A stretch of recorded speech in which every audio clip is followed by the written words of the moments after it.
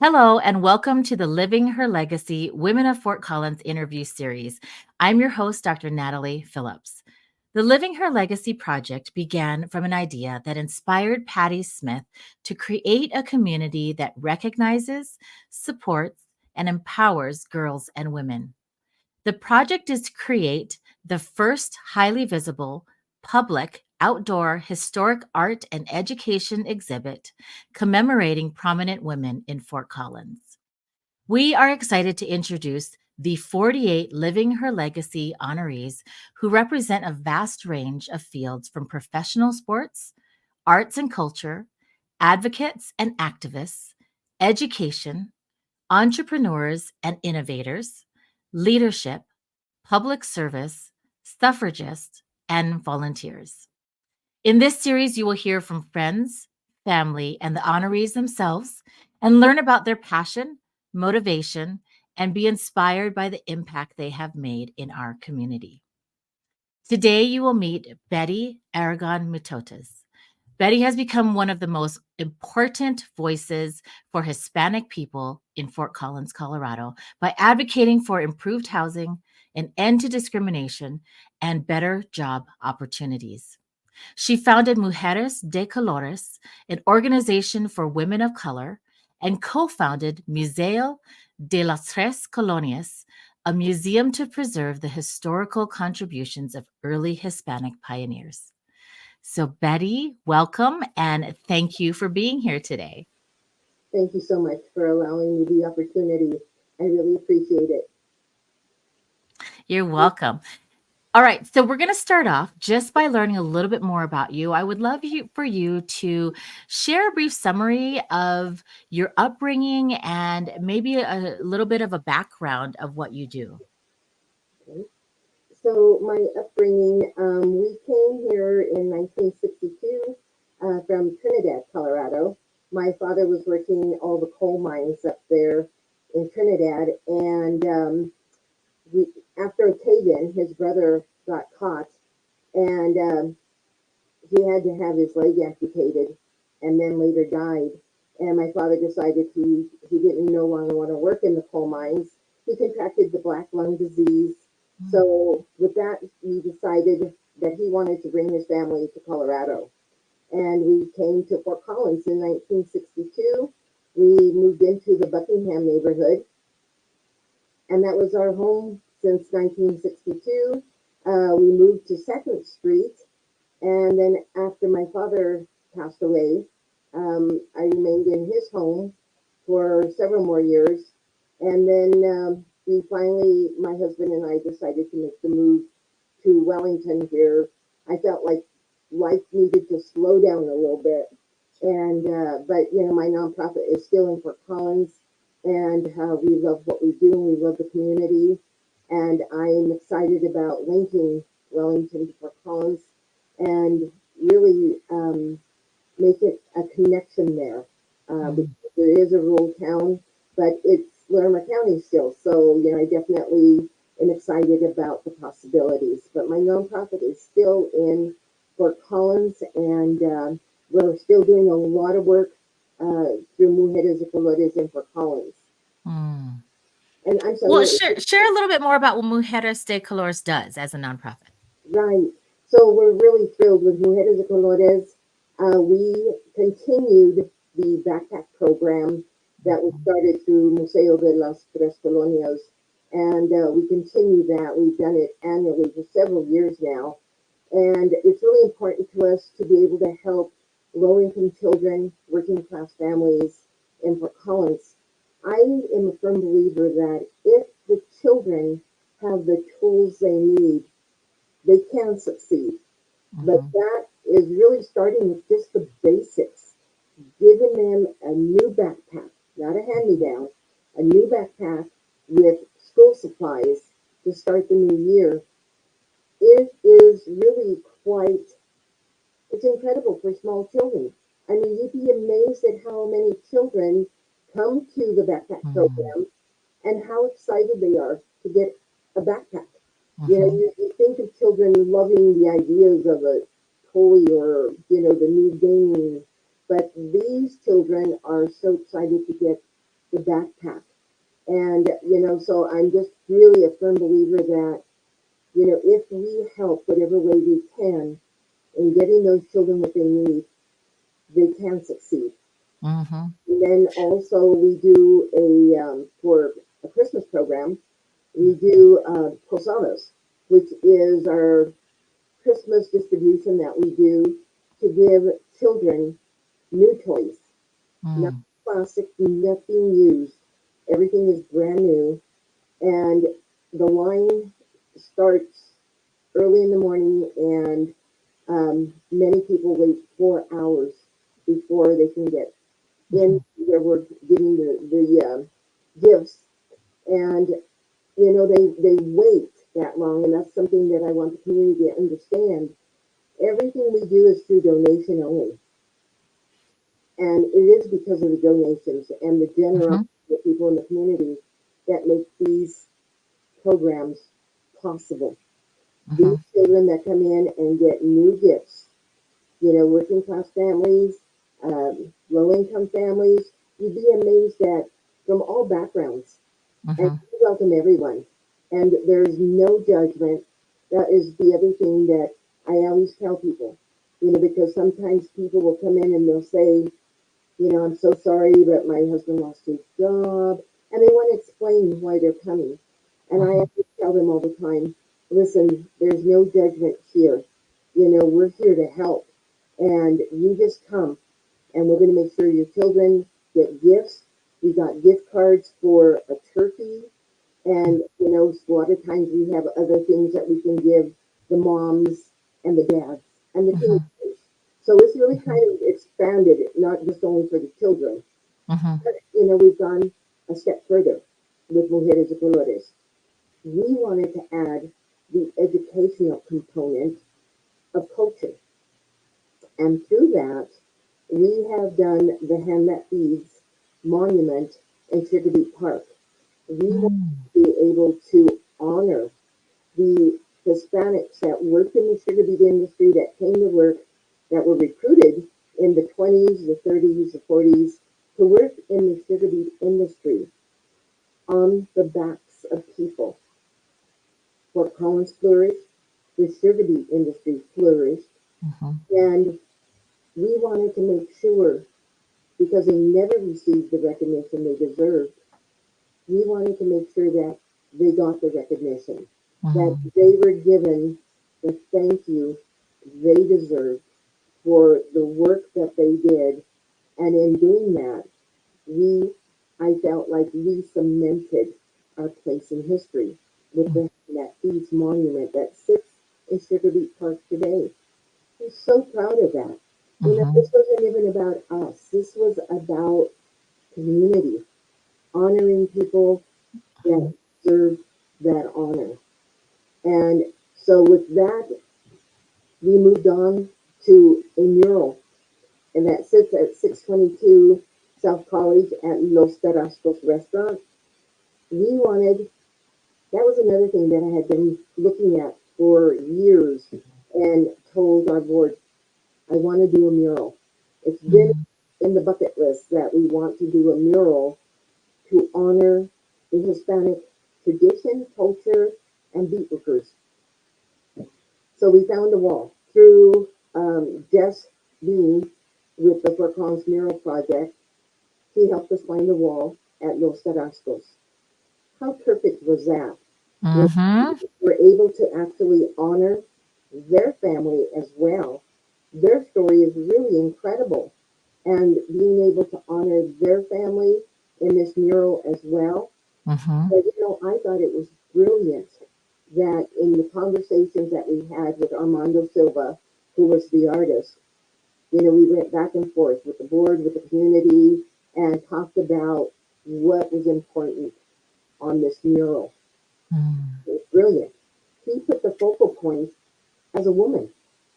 And, definitely during the sugar beet industry, when the farmers contracted with the father, then the father would bring his family, and the whole family would work in the beet fields.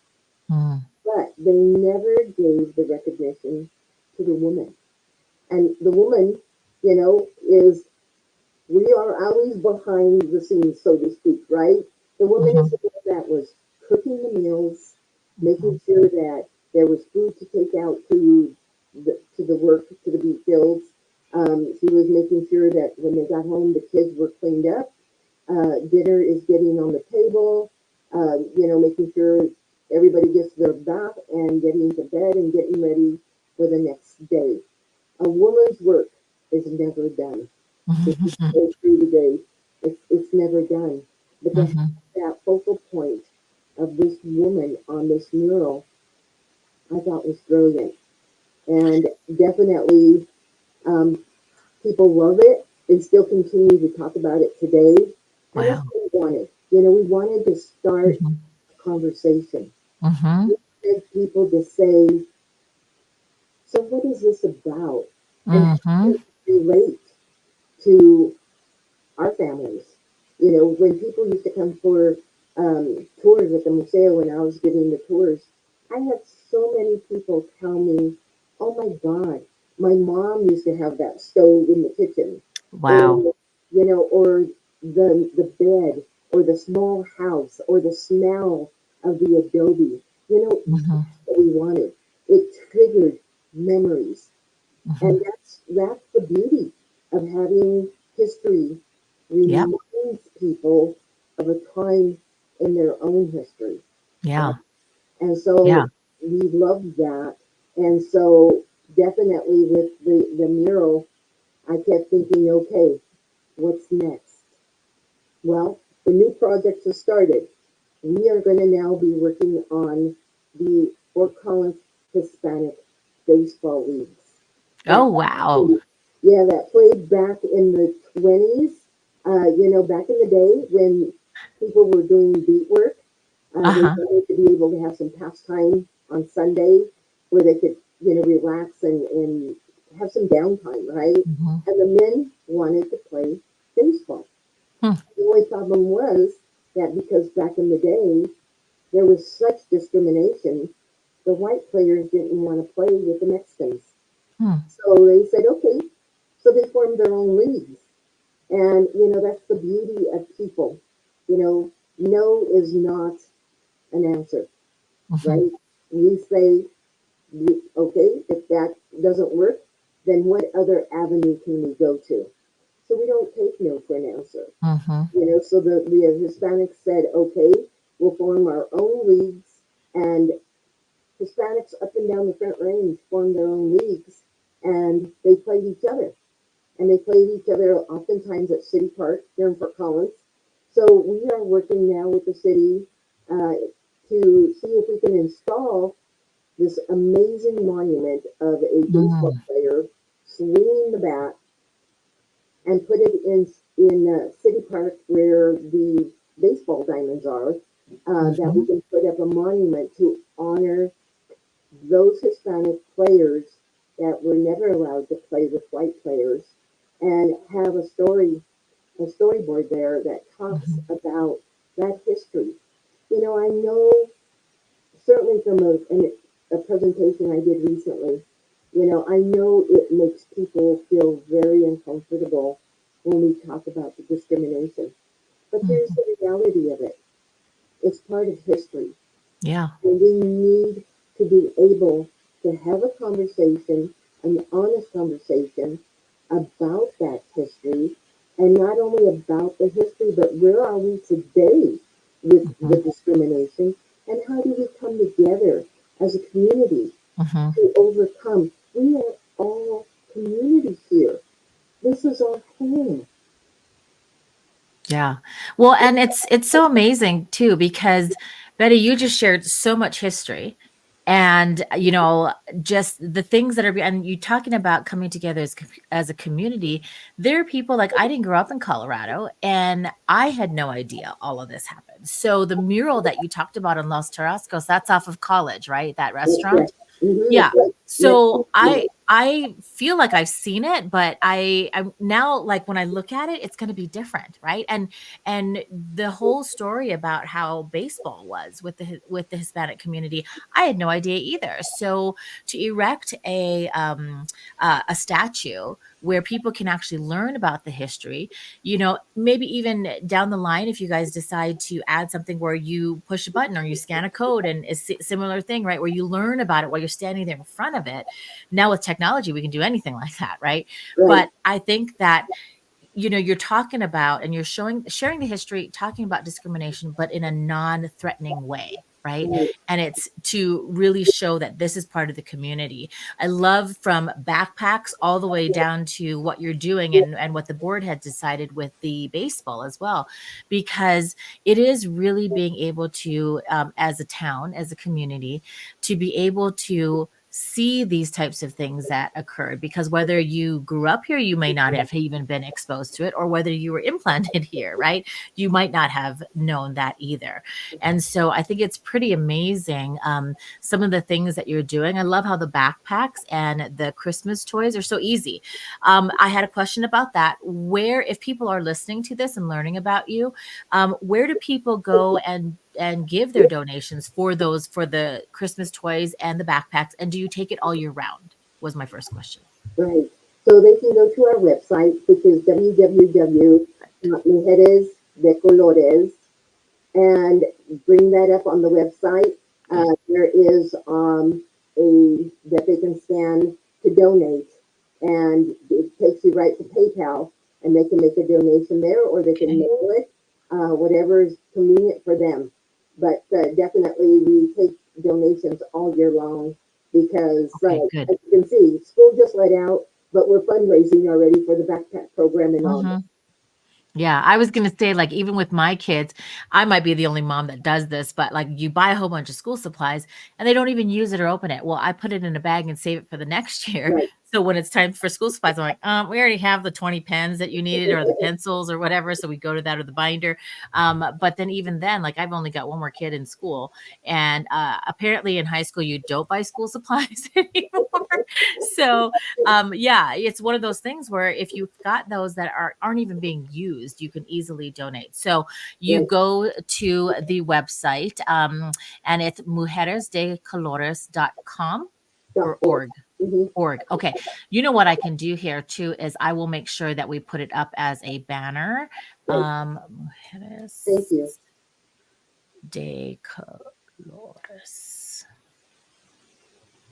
.org. Okay. And let me just double check and make sure I spelled that right. De Colores. And that way we can kind of put that up there just like that. Okay. Right. All right. Thank Awesome. Yeah, I love that. I love that. So you shared about what you're doing, right, with your nonprofit. But you growing up, you said your father kind of moved in this area here. What led you to decide that you wanted to step up and be an advocate of change for the Hispanic community? I mean, you could have just been living your life, right? I mean, what made you literally and physically look up from what you were doing and say, there is a need here and I can help fulfill this? when we came in '62, there was still a lot of discrimination. Hmm. And, going to school, um, we learned very quickly. We were the kids that lived on the other side of the tracks. We were made fun of because of the food that we would take for lunch.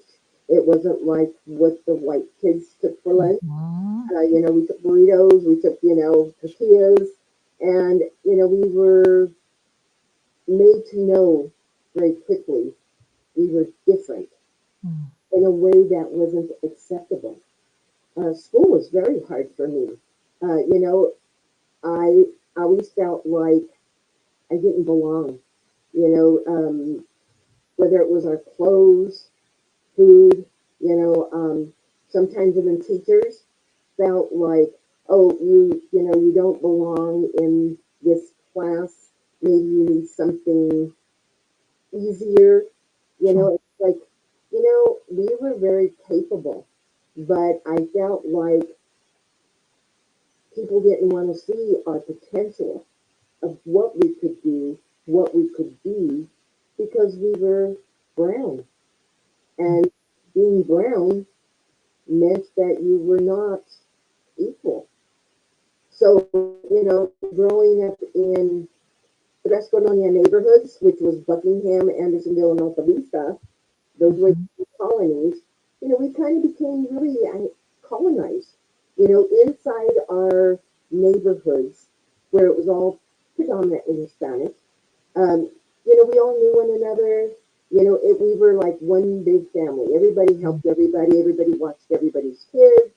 But when we ventured out of the Tres Colonia neighborhoods, whether it was into town, school, or wherever, um, it it was different, and we felt it very strongly that we were Mhm. different. So, I know that I remember, going to tell my mom and my dad, and I remember my mom, if somebody would say something derogatory toward us, you know, stupid Mexicans, don't belong here. My mom she'd always kind of like nudge at me, and she'd look at me and she'd say, "Don't say anything."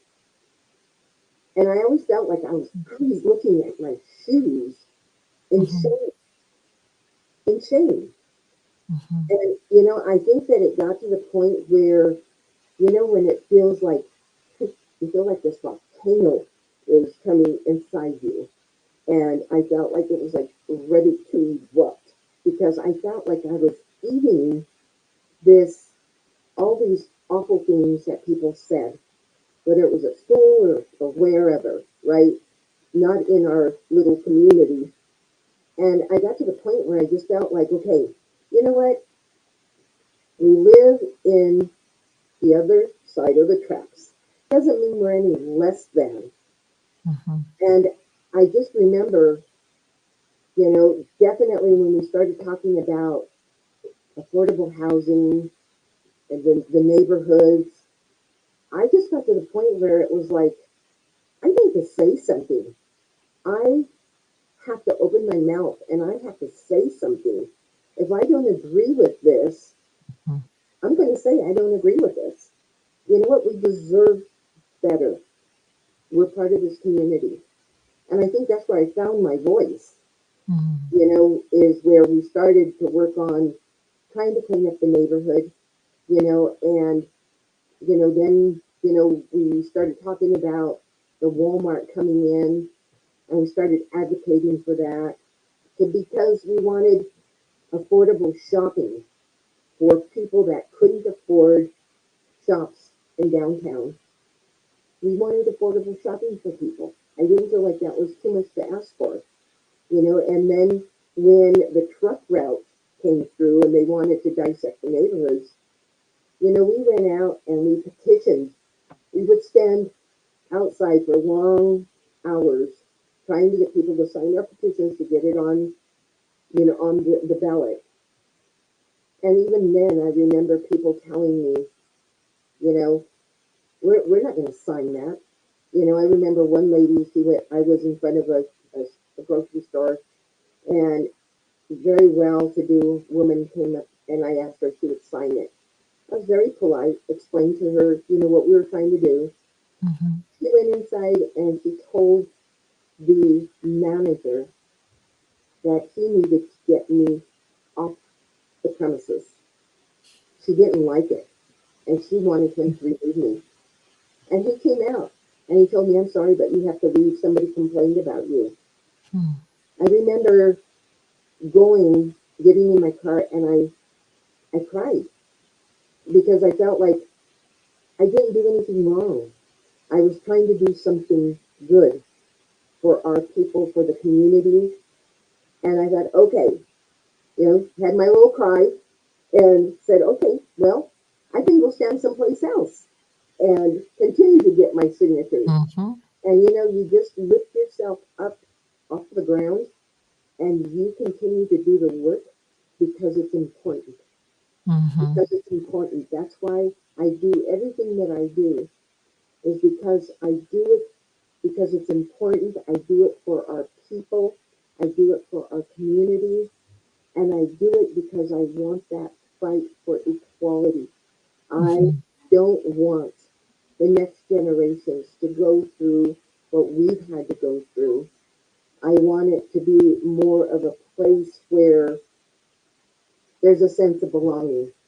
and that we get to a point where we are more accepting of one another and respecting the differences and allowing us all to be at the table because Mhm. we all bring something to the table.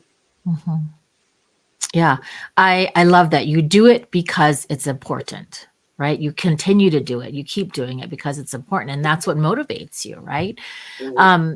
Even with your motivation, what do you see as, like, for people that are watching this as well? What are some of that you can identify? What are some of these personality traits that allow a woman like yourself to continue to achieve these goals and live out your passion? Because I was listening to your story and thinking, even from your mom saying, "Shh, don't say a word," right? Be the good girl, and, like, we're not arguing, we're not gonna cause conflict. That was building up, like you said, right? So, what was it that, with maybe it was with you, maybe it was the way that you were raised, I don't know, but what are some of these personality traits are you now excited to share about yourself? Sometimes we're not always excited to share something because we're called different words, right? Or right, or we're told that we need to not act a certain way. So what are you seeing from yourself that you're proud of as far as Yeah. personality traits? I feel like even though my mom grew up in a different time, she was Mhm, 15 when she got married. So, she didn't really get to experience life, really. But, she taught me love in a way that is very, I mean, my mom had a heart of gold, and she could stretch $1 beyond my means of understanding for the grandkids. But my mom, I'm telling you, I loved that woman. And mhm, if I could even be,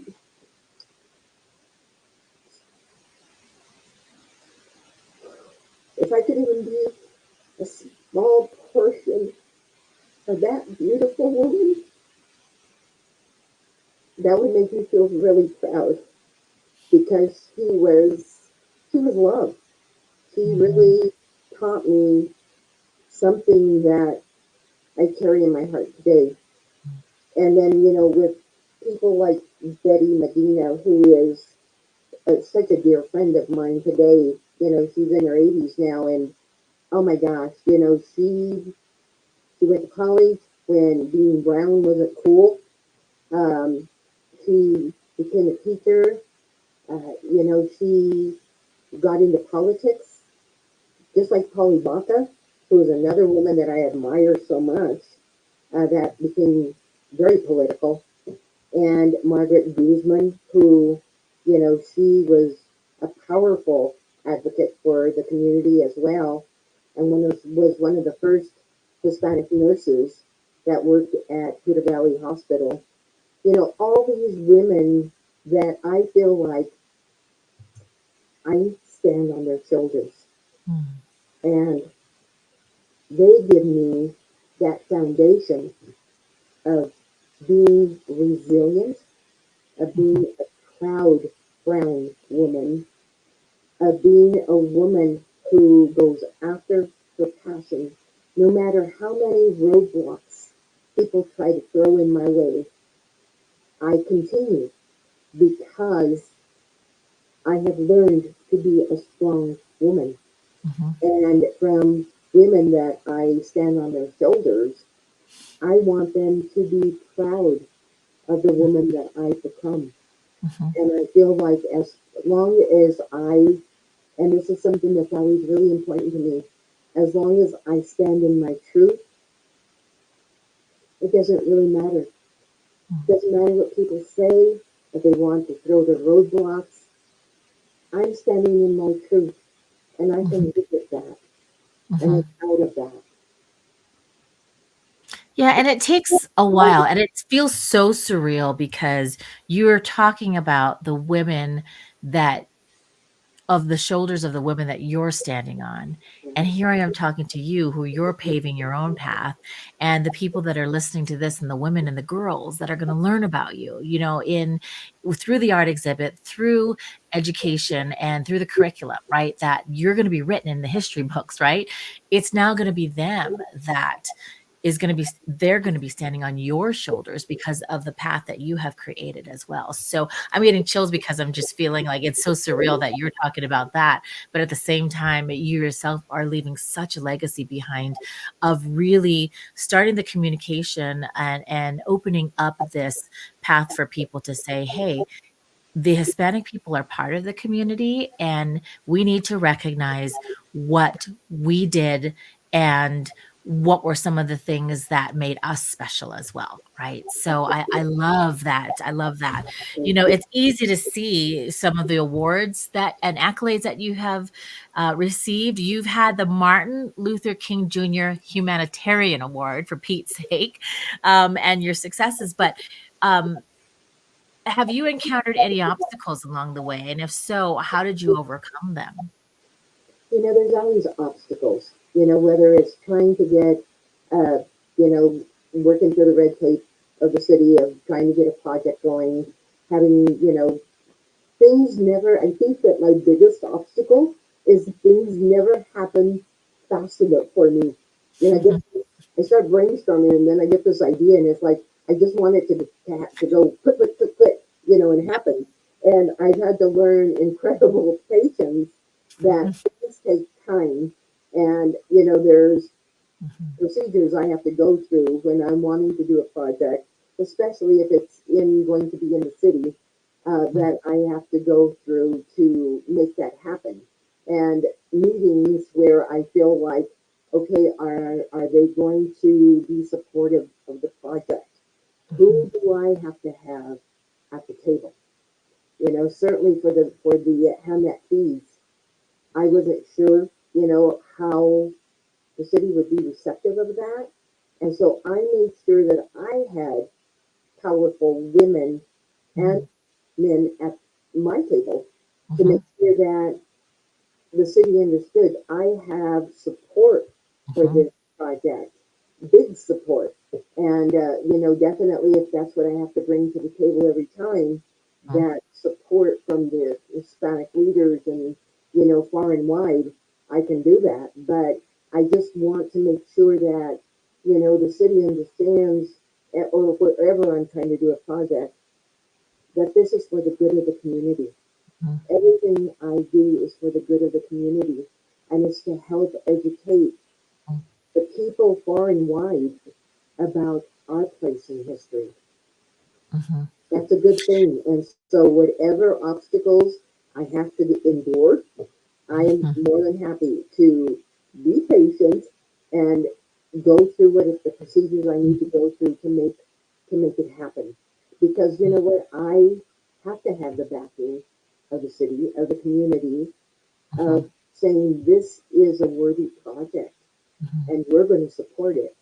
And people are going to come together and we're going to donate to make sure this project, comes to fruition. And, I just always feel like obstacles, if they're thrown my way, we'll overcome it. We can mhm, work through it. You know, I never believe that I'm willing to take no for an answer because there's got to be a way to make it work.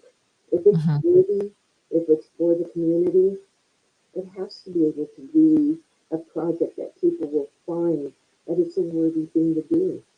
mhm. I love that you learned patience and that you're continuing to learn patience. I think that that's a great point. But I think an even more important point is that people that are watching this and learning about you and your journey is that you're not alone. Like you had mentioned, you had to have people at the table with you, right? And yes, you started with the idea, but it doesn't happen without some having the people around you and then showing that support to then do it the right way, which would mean the city has to approve it a certain way or whatever it is.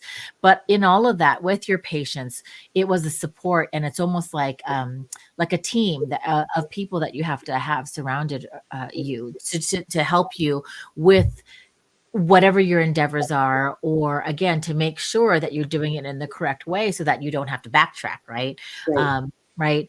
But I love those 2 points, is that within anything that you decide to do and that you have an idea, have that idea, but share it. Share that idea, get supporters, get a circle around you that can help support you, and keep you going and keep the legacy going as well. So I love that wisdom that you've shared here. Yeah. Um, what do you feel has been your greatest accomplishment in all of your endeavors? Wow, my greatest accomplishment. I feel like, the monument, the mural, now the new monument, the films that I've produced, Mm, the award that I received from the Polyvaca Racis Fuertes Award from Congressman Magoo's.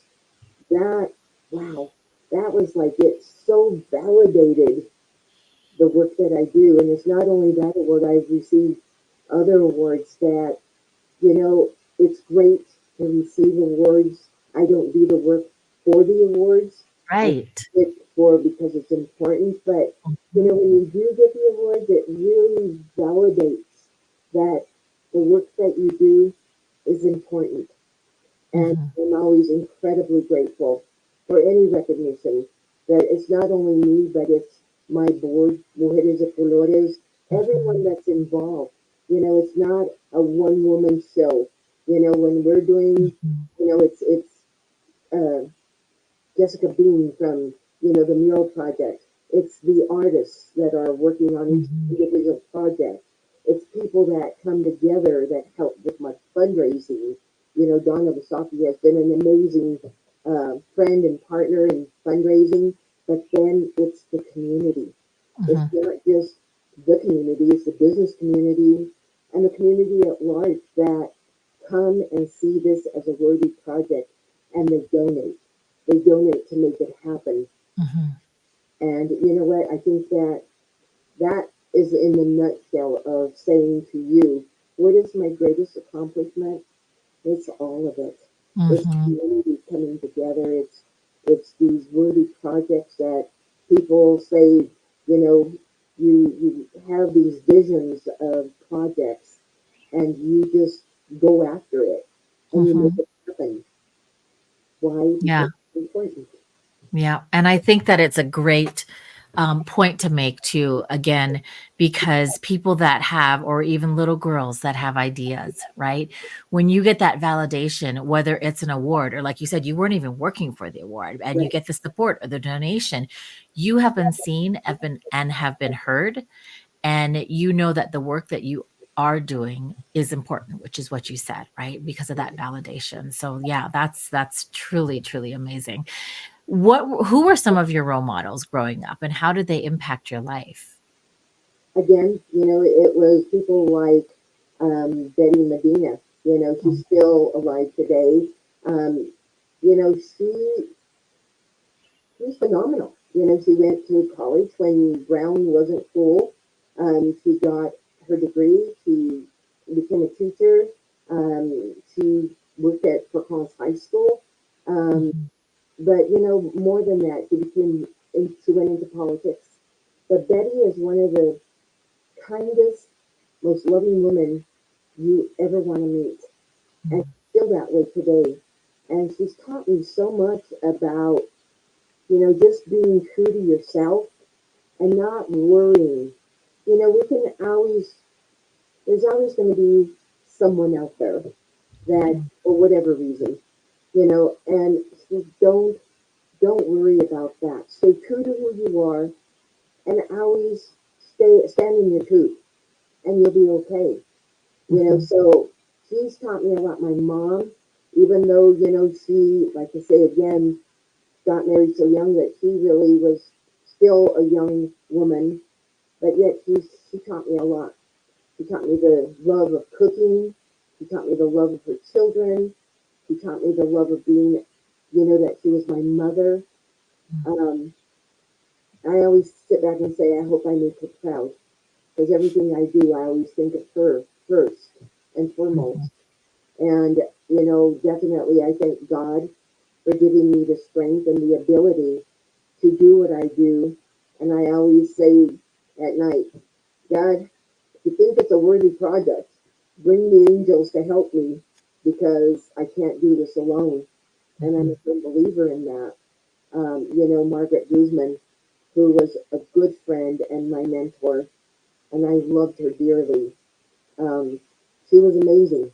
She was a strong woman, and she really helped to show me to be that strong, resilient woman. Mm-hmm. There's just in Polly Baca, people like Priscilla Falcone. There's so many women that I admire, and Patricia Barala with the Latino Foundation Women.